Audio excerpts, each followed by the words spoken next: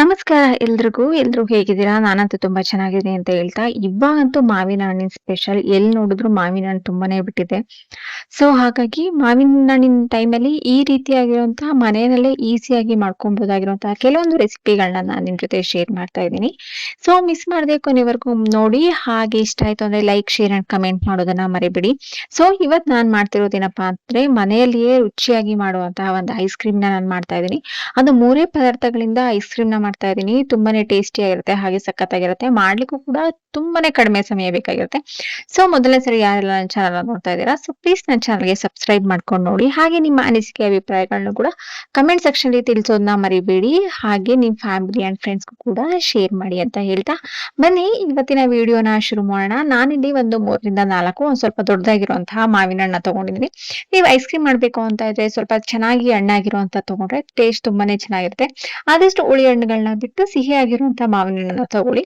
So ಇಲ್ಲಿ ನೋಡಿ ನಾವು ಈ ತರ ಇದ್ರ ತಿರುಳು ಏನಿದೆಯಲ್ಲ, ಆ ತಿರುಳನ್ನೆಲ್ಲ ತಗೊಂಡು ನಾನೊಂದು ಮಿಕ್ಸಿ ಜಾರ್‌ಗೆ ಹಾಕೊಂತಾ ಇದ್ದೀನಿ.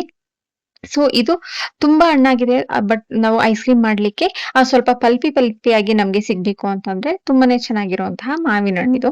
ಹುಳಿ ಇಲ್ಲ, ತುಂಬಾನೇ ಸ್ವೀಟ್ ಆಗಿರುವಂತಹ ಮಾವಿನ ಹಣ್ಣು.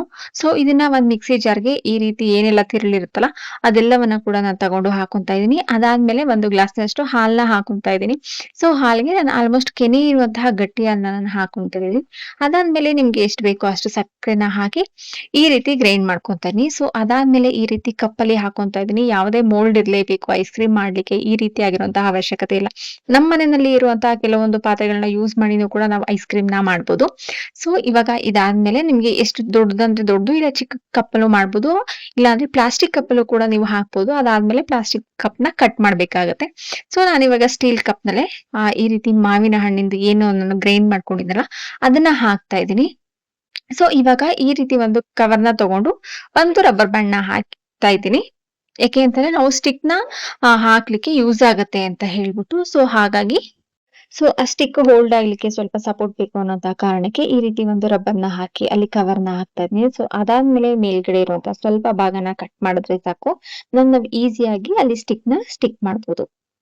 ಸೊ ಇವಾಗ ನೀವು ನೋಡ್ತಾ ಇದ್ದೀರಾ, ಹೀಗೆ ಒಂದ್ ಸ್ವಲ್ಪ ಹೋಲ್‌ನ ಮಾಡಿ ಅಲ್ಲಿ ಐಸ್ ಕ್ರೀಮ್ ಸ್ಟಿಕ್‌ನ ಕೂಡ ನೀವು ಹೋಲ್ಡ್ ಮಾಡ್ಬೋದು. ಸೊ ಅವಾಗ ಅದು ಕರೆಕ್ಟಾಗಿ ಕೂತ್ಕೊಳ್ಳುತ್ತೆ. ಅದಾದ ನಂತರ ಒಂದ್ ನೈಟ್ ಫುಲ್ಲು ಫ್ರೀಜರಲ್ಲಿ ಇಟ್ರೆ ಬೆಳಿಗ್ಗೆ ನೋಡಿದ್ರೆ ಸಖತ್ತಾಗಿರೋ ಟೇಸ್ಟಿ ಆಗಿರುವಂತಹ ಹಾಗೆ ಹೆಲ್ತಿ ಆಗಿರುವಂತಹ ಹೋಮ್ ಮೇಡ್ ಆಗಿರುವಂತಹ ಐಸ್ ಕ್ರೀಮ್ ರೆಡಿ ಆಗುತ್ತೆ. ಸೊ ನಮ್ಮೆಲ್ರಿಗೂ ಇಷ್ಟ ಆಗುತ್ತೆ ಅಂತಾನೂ ಕೂಡ ಭಾವಿಸ್ತಾ ಇದ್ದೀನಿ. ಸೊ ಬನ್ನಿ ಫೈನಲ್ ಆಗಿ ಹೇಗೆ ಬರುತ್ತೆ ಅಂತೇಳಿ ಕೂಡ ನೋಡ್ಕೊಂಬರೋಣ.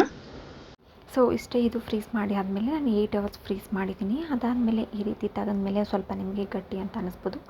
ಸೊ ಗ್ಲಾಸ್ ಮೇಲ್ಗಡೆಯಿಂದ ಒಂದು ಸ್ವಲ್ಪ ತಣ್ಣಗಿನ ನೀರನ್ನ ಹಾಕಿದಾಗ ಅದು ಈಸಿಯಾಗಿ ಬಿಟ್ಕೊಳ್ಳುತ್ತೆ.